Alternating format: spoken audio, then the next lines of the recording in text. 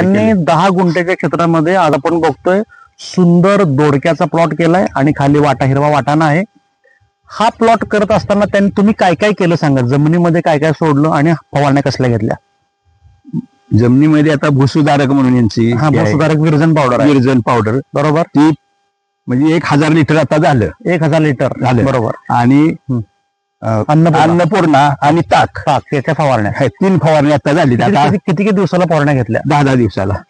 तुम्ही 10 दिवसाला 3 फवारणी आतापर्यंत झाली. ते तुम्ही नायकोडे माऊली काय बोलतायत ते शांतपणे ऐका. आम्ही नेहमी सांगतो की संस्थेकडनं जे शेड्यूल दिलेलं असतं ते योग्य रीतीनं पाळायला पाहिजे. स्वतःचं मनचं काय बदल करायचं नाही, कारण याच्या मागे संस्थेच्या लोकांचा अनुभव आहे, त्याचा अभ्यास आहे आणि अभ्यासाअंती आम्ही तुम्हाला प्रत्येक पिकानुसार शेड्यूल दिलेलं असतं. ते शेड्यूल शिस्तबद्धरित्या पाळणं हे अत्यंत आवश्यक आहे. आम्ही नेहमी म्हणतो की गुंठ्याला 100 लिटर भूसुधारक जमिनीमध्ये जायला पाहिजे. आज आत्ताच यांनी उत्तमरावनी तोंडातून सांगितलं की 10 गुंठ्याचा प्लॉट आहे, त्यांनी 1000 लिटर विरजन जमिनीमध्ये सोडलेलं आहे. म्हणजे तुमचं गुंठ्याला 100 लिटर भूसुधारक जमिनीत गेले नियमाप्रमाणे. आणि दर 10 दिवसाला अन्नपूर्णाची फवारणी घ्यायला सांगितली, अन्नपूर्णाने ताक मिक्स करून